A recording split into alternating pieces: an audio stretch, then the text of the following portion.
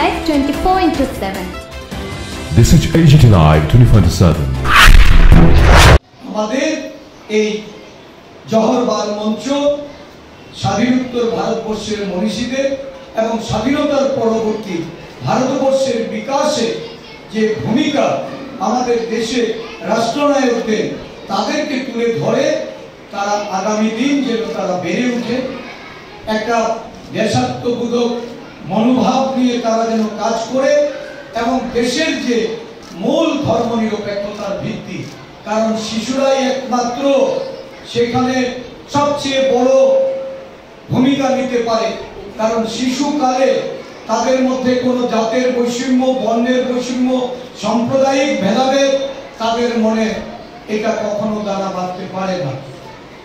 একটা স্কুলে যখন ছাত্ররা যায়, বিভিন্ন ধর্মের মানুষ, বিভিন্ন জাতের মানুষ, বিভিন্ন বর্ণের মানুষ তারা একত্রিত হয়ে লেখাপড়া করে, তাদের খেলাধুলা, সাংস্কৃতিক চর্চা তারা সেখানে একত্রিত হয়ে পড়ে। তাদের মন থাকে অত্যন্ত পরিষ্কার, সেখানে জাতের ভেদাভেদ তাদের ভেতরে থাকে না, ধর্মের ভেদাভেদ থাকে না, তারা জাতীয়তাবোধে আবদ্ধ হয়ে সবাই ঐক্যবদ্ধভাবে এই ভারতবর্ষের যে মূল প্রেরণা স্রোত, এই ধর্মনিরপেক্ষতা, সমানতা আর অহিংসা, এই স্রোতে তারা সকলকে তারা সেখানে ভাসিয়ে দিতে সক্ষম হয়। তাই এই শিশুকাল থেকে তাদেরকে পরিচালিত করার জন্য আমাদের যে জননায়ক, আমি আপনাদের এখানে যারা শিশুরা অভিভাবকরা আছেন, এই যে ব্যক্তিটি, এই ব্যক্তিটি কে? উনি কে আপনারা জানেন? উনি রাহুল গান্ধী।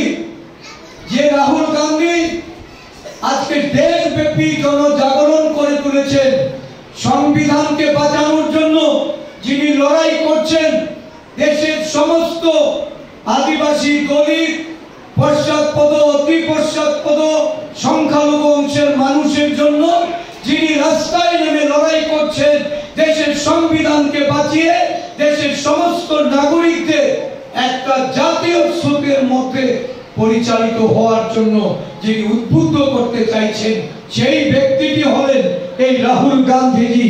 আর রাহুল গান্ধীজি ওনার অনুপ্রেরণায়, ওনার উদ্যোগে এই জহর বাল মঞ্চ সারা ভারতবর্ষে কাজ করে চলেছে।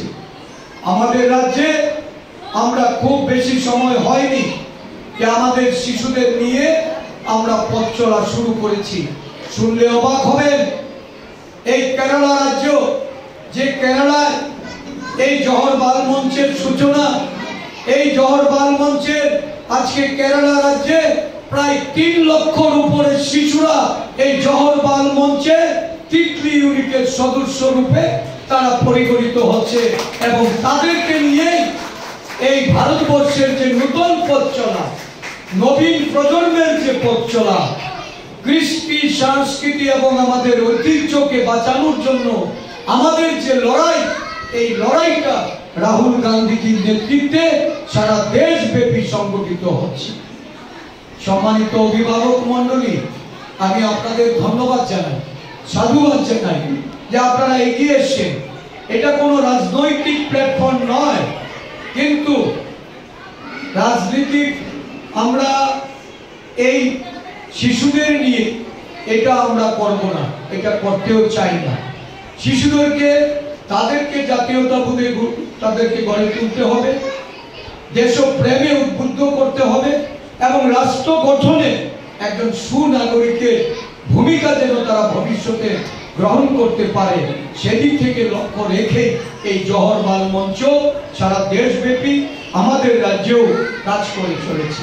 আমাদের রাজ্যের প্রভারী মনোজ দত্তজি এখানে এসেছেন। মনোজ বাবু জহর বাল মঞ্চের কর্মসূচি সম্পর্কে উনি আরো বিশদভাবে বলবেন এবং কি লক্ষ্য, এই লক্ষ্য পূরণে আপনাদের কিভাবে সহযোগিতা করতে হবে, আপনাদের সকলের সমর্থন আমরা কামনা করি এবং আমরা মনে করি যে একটা সদ্ভাব, ভ্রাতৃত্বসুলভ মনোভাব নিয়ে এই রাজ্যের নতুন প্রজন্ম তারা যেন বেড়ে উঠতে পারে, তারা যেন এগিয়ে যেতে পারে, সেই লক্ষ্যে জওহর বাল মঞ্চ এই রাজ্যে কাজ করবে। জওহর বাল মঞ্চের সমস্ত কর্মকর্তাদের আজকের এই কর্মসূচি সফল রূপদান করার জন্য তাদেরকে আমি আমার ব্যক্তিগত তরফ থেকে ধন্যবাদ